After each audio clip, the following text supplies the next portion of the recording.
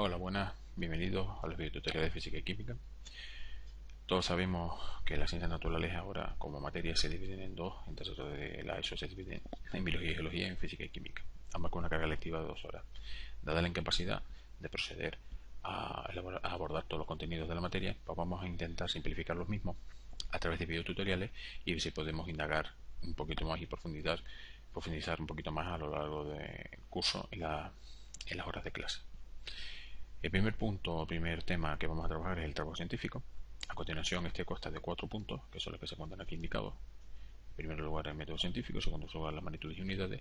A continuación, las magnitudes fundamentales y derivadas. Y por último, las cifras significativas en las medidas. Realmente, el trabajo duro vendrá en la conversión de unidades, así como el cálculo de errores, la tabla de cálculo de errores. Pero antes de ello, vamos a proceder a una serie de definiciones muy importantes. En primer lugar, dentro del método científico, como son las hipótesis, los experimentos, la toma de datos y análisis, la ley y teoría, el concepto de modelo, y dentro de las magnitudes y unidades, medir, magnitud física, el concepto de valor, las magnitudes fundamentales y derivadas, el sistema internacional de unidades, la notación científica y la conversión de unidades. Muy importante. Las cifras significativas en las medidas, definición, precisión y cifras significativas, reglas para considerar cifras significativas en las operaciones, error en el cálculo, cálculo de errores, error sistemático, accidental y relativo, y finalmente tabla del cálculo de errores. Esto por un punto. El siguiente punto a trabajar son definiciones, que vamos a proceder a comentar a continuación. Es un resumen de lo que ustedes pueden encontrar en las distintas unidades que se encuentran en la aplicación, que las pueden o simplemente las pueden fotocopiar en consejería o en un futuro muy cercano descargárselas desde la página web. Método científico. El método científico es el método que emplea la ciencia. La ciencia, el concepto como ciencia como tal, el primero en utilizarlo fue Galileo, o establecerlo a través de la caída de los cuerpos.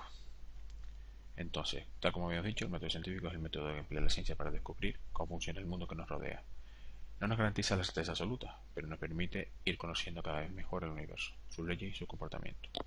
Por eso la ciencia no es una cosa estática y parada, sino que cada día la labor de miles de científicos y técnicos aumenta nuestro saber. Y en un futuro no demasiado lejano, tu trabajo puede aumentar el conocimiento científico. Después pasamos al concepto de hipótesis. Una vez que observamos dentro del método científico, establecemos una hipótesis y posteriormente una recogida de datos, experimentación y finalmente, si la hipótesis es verdadera, pues estableceremos una ley o una teoría. La hipótesis. Explicar los hechos observados presupone elaborar hipótesis que den cuenta de ellos, es decir, explicar cómo y por qué se producen los fenómenos observados. A veces basta con una única hipótesis, pero en la mayoría de los fenómenos observados se precisan varias, conjuntamente para explicarlo. Las hipótesis son ideas que se plantean acerca del fenómeno a investigar. No son obligatoriamente verdaderas. Serán comprobadas para determinar si lo son o no. Estas hipótesis se apoyan en conocimientos y métodos organizados y sistematizados. Los problemas son como preguntas y las hipótesis son las respuestas provisionales. Eso sí, deben ser comprobadas experimentalmente, en la práctica, para saber si son correctas. Esa es la relación entre problema e hipótesis. Si seguimos leyendo, el concepto de experimentación, que está íntimamente relacionado con el concepto de hipótesis, nos dice que si nosotros, en el caso de arriba, estableciéramos una hipótesis, pongamos como ejemplo el caso de un émbolo, tenemos un émbolo con una parte superior que es movible, es decir, que puede subir o puede bajar. En este caso, las partículas de un gas se mueven en su interior y tendría una determinada presión. Esa presión viene determinada por el número de choques que realiza sobre el pared del recipiente. Aquí tiene una presión P. Entonces, si nosotros ese émbolo, en principio, disminuimos, o sea, lo bajamos hacia abajo y disminuimos el volumen, la presión parece que aumenta. ¿Por qué aumenta la presión? Porque el número de choques de las partículas contra el pared del recipiente, al tener menos espacio para moverse, aumentaría. Existe una relación con la tabla termodinámica, que sería el volumen. Si aquí tiene un volumen 1 y aquí tiene un volumen más pequeño. ¿Qué quiere decir esto? Nuestra hipótesis sería que la presión es inversamente proporcional al volumen. Este es el símbolo de inversamente proporcional. Matemáticamente sería que la presión sería igual a una constante de proporcionalidad partida por el volumen. Es decir, si una aumenta, la otra disminuye, tal como se está indicando aquí. Si la presión no aumenta, el volumen disminuye. Entonces, para corroborar esto, procedemos a los experimentos, tal como procedemos a leer y nos dice: se realizan experiencias para observar los fenómenos predichos. Si se observan hipótesis, Si hacemos las hipótesis se convierte en una teoría y podemos suponer que es verdadera. Si no se cumplen las predicciones de las hipótesis es falsa y deberemos plantear otra hipótesis para explicar los hechos.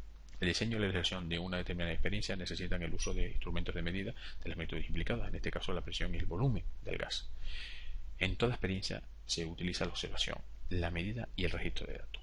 Este último punto, el registro de datos, que es el que veremos a continuación, estableceremos una serie de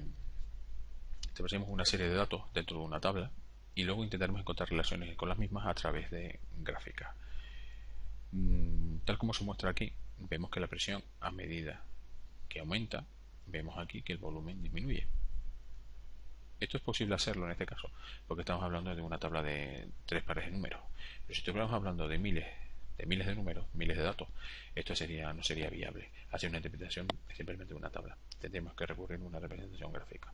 Entonces pasemos a leer: toma de datos y análisis. Los resultados cuantitativos de las experiencias realizadas se deben agrupar en tablas de valores. Con los datos se construyen gráficas que ayuden a encontrar las relaciones entre variables para así poder confirmar la hipótesis emitida. Es decir, si la presión de una atmósfera tenemos, como vemos aquí, 4 de volumen, 4 litros. Para 2 tenemos 2.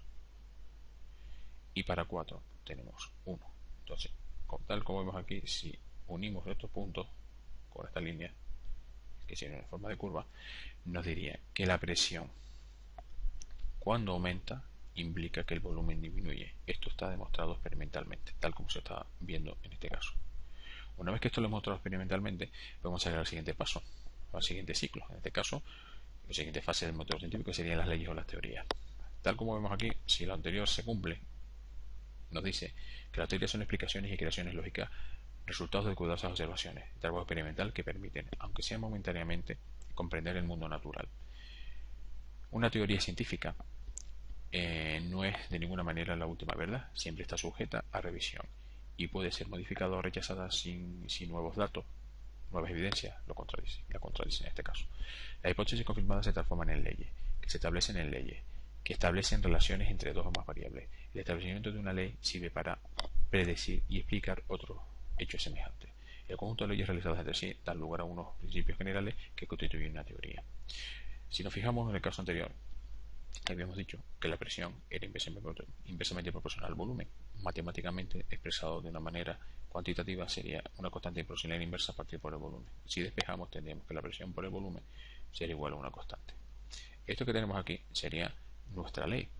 Esta ley corresponde a la ley de Boyle-Mariotte y nos dice que en todo proceso isotérmico que es a temperatura constante, son procesos isotérmicos, nos dice que la presión por el volumen es igual a una constante, son inversamente proporcionales, una constante proporcional inversa. Esta sería nuestra ley. Por lo tanto, esto que tenemos aquí, que hemos establecido como ley, es universal, se cumple y se verifica en cualquier laboratorio, en cualquier parte del mundo, con las condiciones establecidas. Finalmente, pasaríamos al último punto, que es el concepto de modelo. Actualmente se trabaja con lo que se llama concepto de modelo. Si ya bien a principios del siglo XX se trabajaba con el mismo, en la actualidad las distintas ciencias, ya sea biología, física, química, y todo las matemáticas, todo lo que nos puede ocurrir, trabajan de manera interdisciplinar elaborando diferentes modelos. Es decir, que no son propios de una única ciencia, sino que son de varias. Una definición del mismo dice: aunque hay numerosas concepciones, acepciones y definiciones de lo que se entiende como modelo, la que representamos a continuación es lo suficientemente comprensible y completa para nuestro propósito. Un modelo constituye una representación abstracta de ciertos aspectos de la realidad, esencialmente formada por los elementos que caracterizan dicho aspecto de la realidad modelada y por las relaciones entre los diferentes elementos. Es decir, tenemos un fenómeno real, que es un fenómeno, es un problema o algo que queremos explicar. A continuación hacemos una formalización, es decir, intentamos a través de diferentes fases del método científico establecer una explicación, una abstracción del fenómeno, simplificándolo, evidentemente, para dar una explicación lógica, y que esto nos dé lugar a la implementación de un modelo. Este modelo está en continua revisión, es decir, esto es un ciclo cerrado. Después del modelo volvemos otra vez al fenómeno real, a ver si lo puede explicar, y si en el siguiente paso podemos coger más variables para hacer un poquito más complicado y que la teoría o la formalización, el contextualización del mismo nos permita explicar dicho modelo. Una vez que volvemos a formalizar, volvemos al modelo, y esto es un ciclo cerrado y continuo. Esta es la manera actual de trabajar en las ciencias. Muchas gracias, hasta el siguiente video tutorial.